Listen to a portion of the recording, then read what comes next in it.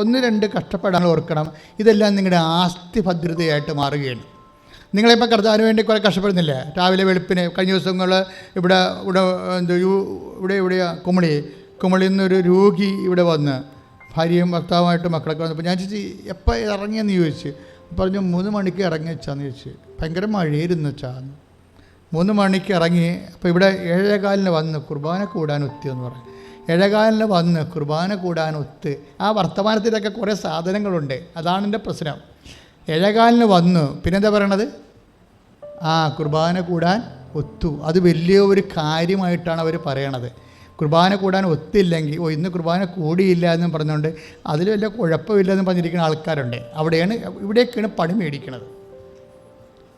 അവരെന്താ പറയണത്? 7:15 വന്നു. പിന്നെന്താ പറയണത്? കുർബാന കൂടാൻ ഒത്തു എന്ന് പറയണത് അത് അവരും ദൈവവും തമ്മിലുള്ള ഒരു ബന്ധത്തിൻ്റെ വിഷയമാണ്.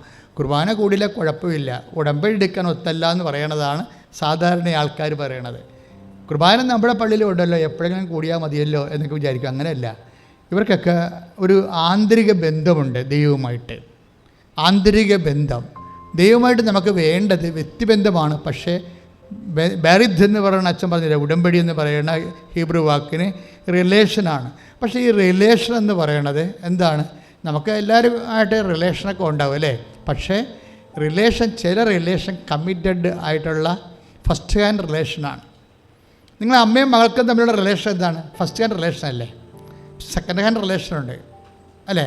അത് അമ്മയുടെ അനിയത്തിൻ്റെ കസിൻസ് സെക്കൻഡ് ഹാൻഡ് റിലേഷനാണ്. പിന്നെ അങ്ങനെ വന്ന് പോകും. ദൈവവും നിങ്ങളും തമ്മിലുള്ള റിലേഷൻ എന്താ? ഫസ്റ്റ് ഹാൻഡാണോ സെക്കൻഡ് ഹാൻഡാണോ? അതൊരു സീരിയസ് ആണ്. അങ്ങനെ ചിന്തിക്കണം. കാര്യം ഇത് വ്യക്തിയല്ലേ, വ്യക്തിയുമായിട്ടല്ലേ നമ്മൾ ഉടമ്പടി ചെയ്യണത്. അപ്പോൾ റിലേഷൻ എന്ത് കപ്പാസിറ്റി നോക്കണം. റിലേഷൻ ഇപ്പോൾ കുടുംബ പ്രാർത്ഥന നമ്മൾ നടത്തിയില്ലെങ്കിൽ നാളെ മറ്റോ നടത്താം, അല്ല വെളുപ്പിന് എഴുന്നേറ്റ് ചെല്ലാം എന്ന് പറയണത് എന്താണ്? ഒരു കസ്റ്റം, ഒരു ആചാരം, ഒരു അനുഷ്ഠാനം, ഒരാത്മീയ അനുഷ്ഠാനം. അതെപ്പോഴെങ്കിലും അതിൻ്റെ കടമ, അതിൻ്റെ ചടങ്ങ് നിർവഹിക്കണം എന്ന് പറയണതാണ്. ദൈവത്തെ ഒരു ചടങ്ങിൻ്റെ രീതി കൊണ്ടുവരുമ്പോൾ കൃപാപ്രാർത്ഥന നടന്നില്ലെങ്കിൽ നാളെ ഇനി വല്ല പട്ടിയാവല്ലയും കടിച്ചാൽ എന്ത് ചെയ്യുമെന്ന് വിചാരിച്ചുകൊണ്ട് പേടിച്ചിട്ട് കൃപാപ്രാർത്ഥനയിലെ ആൾക്കാരുണ്ട്. ഇത് റിലേഷൻ്റെ പ്രശ്നമാണിത്. അതൊന്നും അല്ല പ്രശ്നം. നിങ്ങൾ ഗൃഹപ്രാർത്ഥന നടത്തില്ലെങ്കിൽ നാളെ വണ്ടി ഇടിക്കാൻ പോകണമെന്ന് അതൊന്നുമല്ല. അതൊക്കെ ചുമ്മാ ആൾക്കാർ തന്നെത്തായിരുന്നു പേടിക്കുകയാണ്. അതല്ല, മറിച്ച് നിങ്ങളുടെ റിലേഷനാണ് പ്രശ്നം. നീയും ദൈവവുമായിട്ട് ഉള്ള ബന്ധം, ഈ ബന്ധത്തിൻ്റെ കപ്പാസിറ്റി. ബന്ധം പലതും ഉണ്ടാവും. ഫസ്റ്റ് ഹാൻഡ് റിലേഷൻ ഉണ്ടാവും, സെക്കൻഡ് ഹാൻഡ് റിലേഷൻ ഉണ്ടാവും, അങ്ങനെയുണ്ട്. പക്ഷേ ഇത് ഫസ്റ്റ് ഹാൻഡിന് മുകളിലെ പ്രൈമറി ആയിട്ടുള്ള ഒരു റിലേഷനാണ് വേണ്ടത് ഇവിടെ. കാര്യം അത് ഈശോ അത് ആദ്യമേ പറഞ്ഞിട്ടുണ്ട്. ദൈവത്തെക്കുറിച്ച്, ദൈവത്തെ ഇങ്ങനെ മനുഷ്യനെപ്പോലെ നിങ്ങൾ സ്നേഹിക്കാൻ വേണ്ടി ഒരുമ്പെട്ടിട്ട് കാര്യമില്ല എന്ന് ആദ്യമേ പറഞ്ഞിട്ടുണ്ട്. ദൈവത്തിനെ മനുഷ്യനെപ്പോലെ സ്നേഹിക്കാൻ നിങ്ങൾ കരുതിയിട്ട് കാര്യമില്ല. എന്താണ്? എന്നെക്കാളുപരി സ്വന്തം ഭാര്യയോ ഭർത്താവിനെയോ മകളെയോ സ്നേഹിക്കുന്നവൻ എനിക്ക് യോഗ്യനല്ല. അതാ സംഭവം. ഈ ഫസ്റ്റ് ഹാൻഡ് റിലേഷൻ അല്ല ഉദ്ദേശിക്കുന്നത്. പ്രൈമറി പ്രയോറിറ്റിയിലാണ് വരേണ്ടത്. റിലേഷൻ ഒന്ന് റീസ്റ്റേറ്റ് ചെയ്യണത് നല്ലതാണ്. പറഞ്ഞ് മനസ്സിലായില്ലേ? നമ്മൾ അപ്ഡേഷൻ ചെയ്യത്തില്ലേ ചില ആൾക്കാർ? ഓരോ കാര്യങ്ങളും നമ്മൾ അപ്ഡേഷൻ ചെയ്യുമ്പോൾ ദൈവവുമായിട്ട് റിലേഷൻ, ഫസ്റ്റ് ഹാൻഡ് റിലേഷൻ, അപ്പനും മകളും അല്ലെങ്കിൽ ഭാര്യയും ഭർത്താവൊക്കെ ഫസ്റ്റ് ഹാൻഡ് റിലേഷൻസാണ്. കസിൻസ് സെക്കൻഡ് ഹാൻഡ് റിലേഷൻസാണ്. പക്ഷേ ദൈവവുമായിട്ടുള്ള റിലേഷൻ എന്ന് പറയുന്നത് ഫസ്റ്റ് ഹാൻഡ് പ്രയോറിറ്റി ആയിരിക്കണം. ഫസ്റ്റ് പ്രയോറിറ്റി, ആദ്യം കർത്താവിന് പ്രാധാന്യം. അപ്പം അതുകൊണ്ടാണ് ആൾക്കാർ തോമസ് മൂറൊക്കെ മരിക്കാൻ നേരത്ത് ഭാര്യയും കുഞ്ഞും വന്ന് പറയല്ലേ, പപ്പ ഒന്ന് സമ്മതിക്കും, പപ്പ രാജാവിൻ്റെതാണ്, മതമാണ്, കറക്റ്റൊന്ന് സമ്മതിക്കും, പപ്പയ്ക്ക് വൈസ്രായി ആയിട്ടാ അംബാസിഡറായിട്ടൊക്കെ ഇരിക്കുമല്ലോ, ഞങ്ങൾക്കും ഒരു വലിയ നിലയും കിട്ടും, പപ്പനെ കാണാമല്ലോ. അപ്പോഴ് തോമസ് മൂർ ചോദിക്കും, ശരി ഞാൻ രാജാവിനെ അംഗീകരിക്കാം, എത്ര കൊല്ലം കൂടി നമുക്ക് ജീവിക്കാൻ പറ്റുമെന്ന് വൈഫിനോട് ചോദിക്കും. അപ്പോൾ പറഞ്ഞു, ഒന്നുമില്ലെങ്കിൽ 20 കൊല്ലം കൂടി ജീവിക്കാൻ പറ്റത്തില്ലേ? 20 കൊല്ലം അല്ലേ? 20 കൊല്ലം ജീവിക്കാൻ പറ്റുമല്ലേ? എനിക്ക് വേണ്ടത് 200ഉം 2000 അല്ല, നിത്യതയാണ് വേണ്ടതെന്ന് പറയും. നിത്യതയാണ് വേണ്ടത്. ആ മനുഷ്യൻ രക്തസാക്ഷിയായത് നിത്യതയ്ക്ക് വേണ്ടിയാണ്, നിത്യമായി ജീവിക്കാൻ വേണ്ടിയാണ്. അവിടെ ഒരു റിലേഷൻ ബേസ് വന്നപ്പോൾ വിശുദ്ധ തോമസ് മൂറിനെ വൈഫിനേക്കാളും കുഞ്ഞിനേക്കാളും വലുത് ദൈവമായി. ഇതാണ് ഫസ്റ്റ് ഹാൻഡ് പ്രയോറിറ്റി എന്ന് പറയുന്നത്. ഇങ്ങനെ നിങ്ങൾ ഉടമ്പടി എന്താ ഞാനിത് ഇവിടെ പറയാൻ കാര്യത്തിൽ, ഉടമ്പടി ഒരു പേഴ്സൺ ടു പേഴ്സൺ ബൈലാറ്ററൽ എഗ്രിമെൻ്റാണ്. ആ ഒരു ബോധം ഉണ്ടാണ്. നീ ഒരു വ്യക്തി, നിൻ്റെ ദൈവം വേറെ ഒരു വ്യക്തി.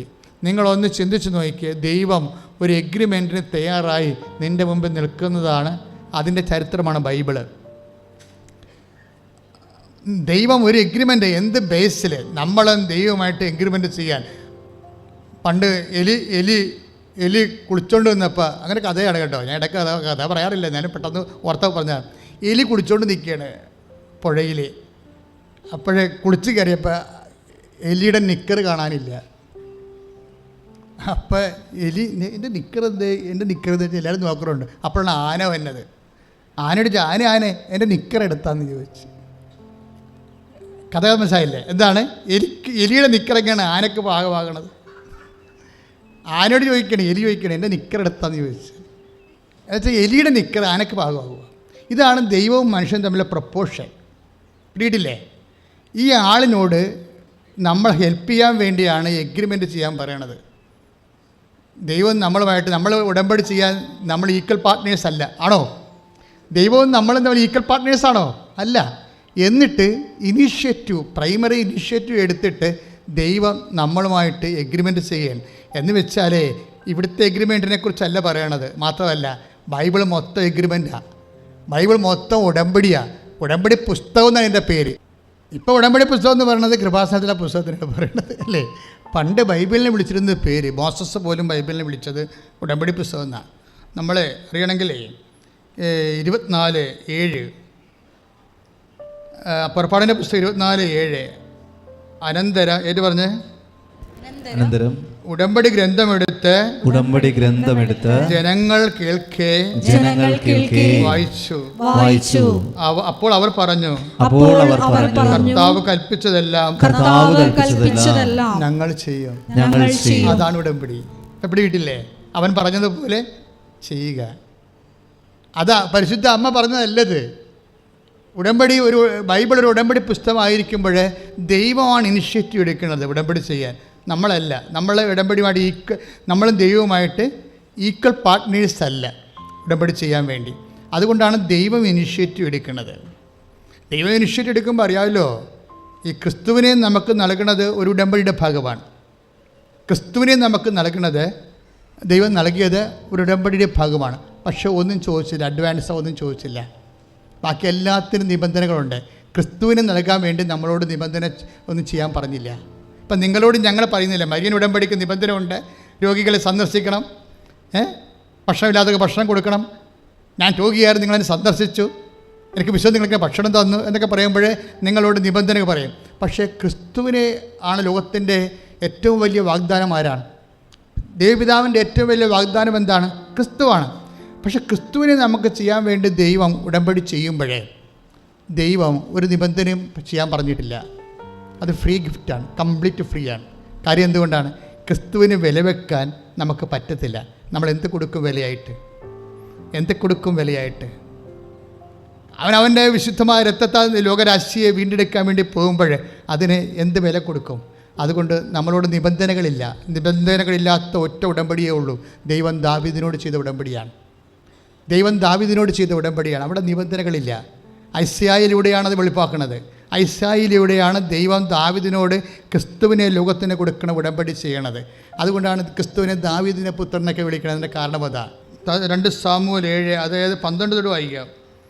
2 സാമുവേൽ 7:12 ദിനങ്ങൾ തികഞ്ഞു, നീ പൂർവികരോട് ചേരുമ്പോൾ നിൻ്റെ ഔരസപുത്രനെ ഞാൻ ഉയർത്തി അവൻ്റെ രാജ്യം സുസ്ഥിരമാക്കും. ഔരസപുത്രൻ ആരാണ്?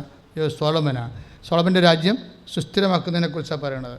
എന്നിട്ട് പിന്നെ 13 പറയുന്നത് എന്താണ്? അവൻ നിനക്ക് ആലയം പണിയും, അവൻ്റെ രാജസിംഹാസനം എന്നേക്കും സുസ്ഥാപിതമായിരിക്കും. Praise the Lord. സോളമൻ്റെ രാജസിംഹാസനം സുസ്ഥാപിതമായില്ല. ജെറോവാം ജക്കോവാം എന്നും പറഞ്ഞ് 2 മക്കൾ ജനിച്ചിട്ട് തമ്മിലടിച്ച് ഇസ്രയേലും യൂദയാൻ 2 രാജ്യങ്ങളുണ്ടായിരുന്നു. അന്യാധീനപ്പെട്ടു പോവുകയാണ് ചെയ്തത്. പക്ഷേ കർത്താവ് അത് താഴെ നിൻ്റെ കുടുംബവും രാജ്യത്വവും എൻ്റെ മുമ്പിൽ സുസ്ഥിരമായിരിക്കും, നിൻ്റെ സിംഹാസനം എന്നേക്കും നിലനിൽക്കും. അതായത് 16-ാമത്തെ വചനം 2 സാമുവേൽ 7:16 വായിച്ചോളൂ. നിന്റെ കുടുംബവും രാജത്വവും എൻ്റെ മുൻപിൽ സ്ഥിരമായിരിക്കും, നിന്റെ സിംഹാസനം എന്നേക്കും നിലനിൽക്കും. ഇതാണ് ലൂക്ക 1:32 അമ്മയോട് മാലാഖ പറയണത്. സ്തുതിക്കട്ടെ സ്തുതിക്കട്ടെ, ഹല്ലേലൂയ ഹല്ലേലൂയ, യേശുവേ സ്തോത്രം, ഹല്ലേലൂയ ഹല്ലേലൂയ. ലൂക്ക 1:32 സ്തുതിക്കട്ടെ, ഹല്ലേലൂയ യേശുവേ സ്തോത്രം, ഹല്ലേലൂയ ഹല്ലേലൂയ. അത്യുന്നതന്റെ പുത്രൻ എന്ന് വിളിക്കപ്പെടും. അവന്റെ പിതാവായ ദാവീദിന്റെ സിംഹാസനം ദൈവമായ കർത്താവ് അവന് കൊടുക്കും. Price the Lord. അവന്റെ പിതാവായ ദാവീദ്. ഇത് മറിയത്തോട് മാലാഖ പറയുന്ന മംഗളവാർത്തയാണ്. അത് ദാവീദിനോട് ഏലിയ പ്രവാചകൻ വഴി അരുളി ചെയ്ത ക്രിസ്തുവിനെക്കുറിച്ചുള്ള ഉടമ്പടിയുടെ സഫലീകരണം സംഭവിക്കുന്ന മംഗളവാർത്തയിലാണ്. ഞാൻ പറഞ്ഞു വരുന്നത് എന്തെന്നൊക്കെ മനസ്സിലായോ? അതായത് ദൈവം ഉടമ്പടി മാത്രമേ ലോകത്ത് ചെയ്തിട്ടുള്ളൂ. ദൈവവും മനുഷ്യൻ തമ്മിൽ എല്ലാ ഇടപാടുകളും എല്ലാം ഉടമ്പടി ബേസ്ഡാണ്. ഈവൻ ദ ക്രൈസ്റ്റ്, അതായത് ക്രിസ്തു വരെ ഉടമ്പടിയുടെ ഭാഗമാണ്. പക്ഷേ ക്രിസ്തുവിൻ്റെ ഉടമ്പടിക്കുള്ള ക്രിസ്തുവിനെ നമുക്ക് വാഗ്ദാനം ചെയ്യുമ്പോൾ ദൈവം ചെയ്ത എന്താണ്? നിബന്ധന ഒന്നും പറഞ്ഞില്ല. കാരണം എത്ര നിബന്ധന എടുത്താലും ക്രിസ്തുവിനത് പകരമാകാത്തതുകൊണ്ട് ആ ഒറ്റ കാര്യത്തിന് മാത്രമേ നിബന്ധനയില്ലാതുള്ളൂ. എന്താ പറഞ്ഞാൽ അവൻ്റെ രാജ്യത്തിന് അവസാനമുണ്ടാവുകയില്ല, അതാണ് സുസ്ഥിരമായിരിക്കും. അത് ദാവീദിനോട് പറഞ്ഞതാണ്. ഈ ഉടമ്പടി കേട്ടപ്പോഴാണ് ദാവീദ് ഉടുപ്പ് വരെ ഉരിഞ്ഞ് കളഞ്ഞുകൊണ്ട് വാഗ്ദാന പേടകത്തിൻ്റെ തുള്ളാൻ കാര്യം ഈ ഒറ്റ കാര്യമാണ്. ദാവീദിൻ്റെ സാവോളിൻ്റെ മകള് മിക്കാല, അവളുടെ പേര് ഞാൻ മറന്നുപോയി. പക്ഷേ ഇയാളെ ആഭാസനം എന്ന് വിളിക്കാൻ കാരണം ഇതാണ്. അപ്പോൾ പറയും ഞാൻ ഈ തുള്ളുകൂടി. അവൾ പറയും, അവൾ മട്ടുപാടെന്ന് പറയും, എന്ത് പോങ്ങനാണ് ഇയാൾ രാജാവല്ലേ, ഇയാൾ തുണിയില്ലാതെ നാട്ടുകാരുടെ മുമ്പ് തുള്ളണോ? അപ്പോഴവൾ കണ്ണു പിടിക്കും മോളിന്നുണ്ട്. അപ്പോൾ പറഞ്ഞു നീ പോയെന്ന് പറയുന്നത് ഞാൻ എൻ്റെ കുടുംബത്തിലാണ് രക്ഷകൻ ജനിക്കാൻ പോകുന്നത് കർത്താവ് ഉടമ്പടി ചെയ്തിരിക്കുന്നു. അത് കർത്താവിൻ്റെ വാഗ്ദാനമാണ്. ഞാനൊരു ആട്ടിടയനായിരുന്നു, എന്നിട്ട് എൻ്റെ കർത്താവ് ഇവിടം വരെ ഉയർത്തിയപ്പോൾ എൻ്റെ കുടുംബത്തിന് അന്ത്യമില്ലാതെ രക്ഷകൻ വരെ എൻ്റെ കുടുംബത്തിൽ ജനിക്കണം. ഞാൻ ഇനിയും ഇങ്ങനെ ആർത്ത് ഉല്ലസിച്ച് ഡാൻസ് ചെയ്യും. ഉടമ്പടി ഒരു ഡാൻസ് ചെയ്യിപ്പിക്കുന്ന ഒരു പ്രാർത്ഥനയാണ്. എന്ന് വെച്ച് കഴിഞ്ഞാൽ നമ്മൾ ആ വാഗ്ദാനം ഉറപ്പാണ്. ദാവീദ് എന്തുകൊണ്ടാണ് ഈ വസ്ത്രം വരെ അഴിച്ചിട്ടിട്ട്, അതിൻ്റെ അർത്ഥം എന്ന് വെച്ചാൽ അതായത് ദൈവം സന്തോഷം കൊണ്ട് ചെയ്യണ ഒരു കാര്യമാണത്.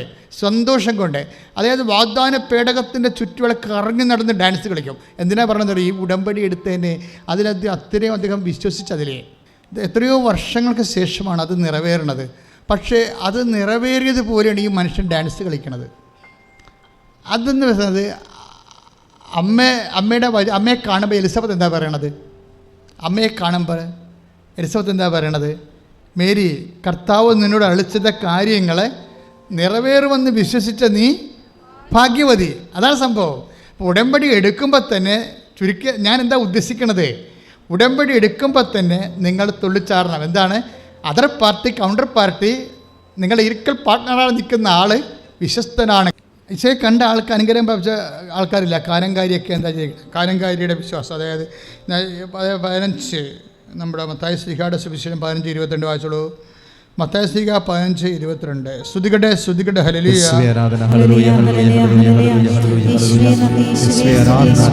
കർത്താവേ ദാവീദിന്റെ പുത്ര എന്നിൽ കനിയണമേ.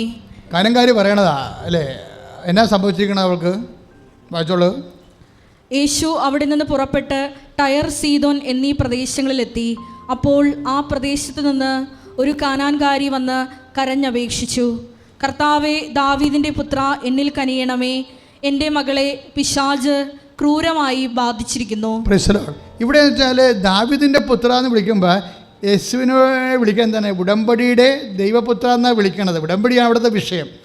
ദാവീദുമായിട്ട് യേശു കണക്ട് ചെയ്യണത് ഉടമ്പടി പ്രകാരമാണ്. യേശുവിനെ ലോകത്തിലേക്ക് പാപത്തിൻ്റെ പരിഹാരമായി അയക്കാൻ പോകുന്നത് യൂദയ വംശത്തിലാണ്, ദാവീദിൻ്റെ ഗോത്രത്തിലാണ് എന്ന് പറയണത് ഏലിയ പറയണത് ദാവീദിനോടാണ്. നാഥാൻ പറയണത് ദാവീദിനോടാണ് പറയണത്. അപ്പം ദാവീദിൻ്റെ പുത്ര എന്ന് വിളിച്ചു കഴിഞ്ഞാൽ അർത്ഥം ഉടമ്പടിയുടെ ദൈവമേ എന്നാണ്. നമ്മളെപ്പോഴും ശ്രദ്ധിക്കേണ്ടത്, നിങ്ങൾ വിശ്വാസിയായാലും, അതായത് നിങ്ങൾ ഏത് തരത്തിൽ ഏത് ഡിനോമിനേഷനുള്ള ആൾക്കാരായാലും ഉടമ്പടി വർക്ക് ചെയ്യണത് ഒരു പൊതു പദ്ധതി പ്രകാരമാണ്. ദൈവത്തിൻ്റെ ഉടമ്പടിയിൽ ആര് ആ ഉടമ്പടിയിലുള്ളതാണ് നമുക്ക് ആനുകൂല്യവും അനുഗ്രഹവും എല്ലാം ഉറപ്പ് വരുത്തുന്നത് ഉടമ്പടിയാണ്.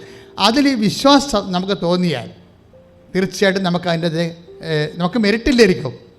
നമ്മൾ മെറിറ്റില്ല, പക്ഷേ കാനകാരി പറയുന്നത് ശരിയാണ്, എനിക്ക് മെറിറ്റില്ല. പക്ഷേ ഉടമ്പടി വർക്കൗട്ട് ചെയ്യണത് എങ്ങനെയാണ്? Not by merit but by ഗ്രേസിലാണ് വർക്ക് ചെയ്യണത്. എഫേസ്യൻസ് 2:8 വർക്ക് ചെയ്യണത്. അതായത് പലതും നമ്മുടെ മെറിറ്റിലല്ല, ഗ്രേസ് ദൈവം നിർലോഭമായിട്ട് നൽകുന്ന ഗ്രേസിലാണ്. ഗ്രേസ് അതുകൊണ്ടാണ് 1:28 അമ്മയോട് പറയത്തില്ലേ, എന്താണ്, നീ ദൈവതിരുസന്നിധി, മാലാഖ എന്താ പറയണത്? നീ ദൈവതിരുസന്നിധിയിൽ മെറിറ്റ് കണ്ടെത്തിയിരിക്കുന്നു എന്നല്ല പറയണത്. എന്താ പറയണത്? കൃപ കണ്ടെത്തിയിരിക്കുന്നു. ആ വാക്കെല്ലാം അളന്ന് തൂക്കിയാണ് ബൈബിൾ പറയണത്. അമ്മയെ കാണുമ്പോൾ ഈശ്വരനെ നൽകാൻ വേണ്ടി, അവളെ ഉദരത്തിലേക്ക് നിക്ഷേപിക്കാൻ വേണ്ടി മാലാഖ വരുമ്പോൾ പറയണെന്താണ്? 1:27 മറിയമേ, നീ ദൈവതിരുസന്നിധിയിൽ എന്ത് കണ്ടെത്തിയിരിക്കുന്നു? ആ കൃപ കണ്ടെത്തിയിരിക്കുന്നു. അല്ല മെറിറ്റല്ല, എന്ന് വെച്ച് കഴിഞ്ഞാൽ യോഗ്യതയല്ല. മറിയത്തിൻ്റെ യോഗ്യതയിലല്ല ക്രിസ്തുവിനെ ലോകത്തിന് ദൈവം നൽകണത്.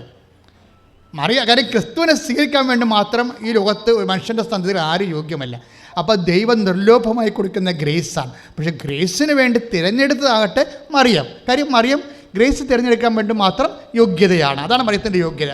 ദൈവത്തിൻ്റെ തിരുസന്നിധി ഗ്രേസ് സ്വീകരിക്കാൻ വേണ്ടി മാത്രം മറിയ യോഗ്യതയാണ് മറിയത്തിൻ്റെ യോഗ്യത എന്ന് പറയണം. അതിന് സഭ അവന് അമരോത്ഭവം തന്നെ പറയും. എന്താ കാര്യം? പാപമില്ലാത്തൊരവസ്ഥ. ഇത് ഗ്രേസ് സ്വീകരിക്കാൻ പറ്റിയൊരു യോഗ്യതയാണ്. Whether you are baptised or not, നിങ്ങൾ വിശുദ്ധി യേശുക്രിസ്തു നാമത്തിലെ വിശുദ്ധിക്ക് വേണ്ടി ആഗ്രഹിച്ചു കഴിഞ്ഞാൽ, അതുകൊണ്ടാണ് പൗലോസൊക്കെ പറയണത് മനസ്സാക്ഷിയുടെ പ്രാർത്ഥനയാണ് ജ്ഞാനസ്നാനം എന്നൊക്കെ പറയുന്നില്ലേ. അതായത് വിശുദ്ധിക്ക് വേണ്ടിയുള്ള മനസ്സാക്ഷിയുടെ പ്രാർത്ഥനയാണ് ജ്ഞാനസ്നാനം എന്ന് വെച്ചാൽ, ഒരു മനുഷ്യൻ യേശുക്രിസ്തു നേടിയെടുത്ത വിശുദ്ധിയിൽ എനിക്ക് പങ്കാളിത്തം ലഭിക്കണമെന്ന് വിചാരിച്ചുകൊണ്ട് ഞാൻ വിശുദ്ധി പാലിച്ച് ജീവിക്കാൻ തുടങ്ങിക്കഴിഞ്ഞാൽ യു വിൽ ബി എൻഗ്രേസ്ഡ്. കർത്താവിൻ്റെ കൃപയിൽ നിന്ന് നിറയും. പരിശുദ്ധ അമ്മ ഉടമ്പടിയുടെ മാതാവാണ്. എന്താ കാര്യം? ദൈവം ആദ്യം ഉടമ്പടി ചെയ്യണത് മാതാവിനെ മനസ്സിൽ കണ്ടുകൊണ്ടാണ്.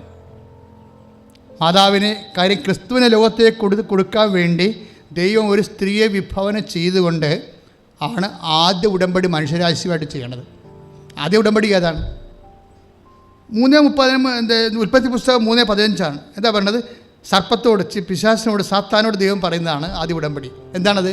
നിനക്കും സ്ത്രീക്കും തമ്മിലും നിൻ്റെ സന്തതിക്കും സ്ത്രീയുടെ സന്തതിക്കും തമ്മിലും ഞാൻ ശത്രുത ഉളവാക്കും, എന്നിട്ട് അവൻ നിൻ്റെ തല തകർക്കും. ആരാണ്? ഈശോ. നീ അവൻ്റെ കുതികാലിൽ പരിക്കേൽപ്പിക്കും. ഇതാണ് ആദ്യ ഉടമ്പടി. ആ ആദ്യ ഉടമ്പടിയിൽ ദൈവം വിവക്ഷിച്ച സ്ത്രീയാണ് പരിശുദ്ധ അമ്മ. അതുകൊണ്ടാണ് കാനായിൽ അമ്മയെ സ്ത്രീയെ, കാര്യം ഉടമ്പടി സ്ത്രീയെ, എനിക്കും നിനക്കും എന്ത്, നമ്മൾ പറഞ്ഞ സമയം, പിതാവിൻ്റെ മനസ്സിലുള്ള സമയം ഇനിയും സമാഗതമായിട്ടില്ല. അപ്പോൾ അമ്മ പറയും, സമയം ആകാത്ത സമയം ആക്കിയെടുക്കാൻ ഉടമ്പടിയുടെ മാതാവും ഉടമ്പടിയുടെ പുത്രനും കൂടി നിന്ന് കാനായിൽ വേറെ ഒരു ഉടമ്പടിയിലേക്ക് പോവുകയാണ്. എന്താണ്? അവിടെയാണ് മരിയൻ ഉടമ്പടിയുടെ ജനനം. എന്താണ്? നടക്കാത്ത കാര്യങ്ങൾ നടത്തിയെടുക്കാൻ, ഇല്ലാത്ത കാര്യങ്ങളെ ദൈവത്തിന് അത് ജീവിതത്തിൽ നഷ്ടപ്പെട്ട കാര്യങ്ങളും തീർന്നുപോയ കാര്യങ്ങളും ജീവിതത്തിൽ ഐശ്വര്യം കെട്ടുപോയ വിഷയങ്ങൾ അത് പുനഃസ്ഥാപിക്കാൻ വേണ്ടി എന്ത് ചെയ്യണം?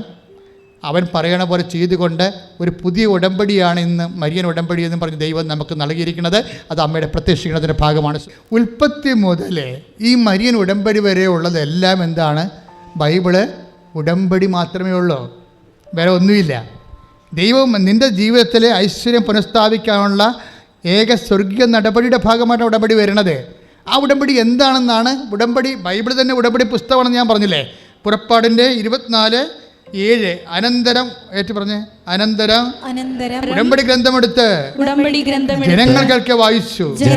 അപ്പോൾ അവർ പറഞ്ഞു, കർത്താവ് കൽപ്പിച്ചതെല്ലാം ഞങ്ങൾ ചെയ്യും. അതാണ് പുറപ്പാടിൻ്റെ ഉടമ്പടി. മനസ്സിലായില്ലേ? കർത്താവ് കൽപ്പിച്ചത്, നിങ്ങളെ ദൈവം കൽപ്പിച്ച വചനങ്ങൾ അതുപോലെ ചെയ്യാൻ, അത് ആലപ്പുഴ എന്നൊരു ധ്യാന കേന്ദ്രത്തിൽ നിന്ന് പറഞ്ഞു വിടുന്ന സംഭവം അല്ല ഇത്.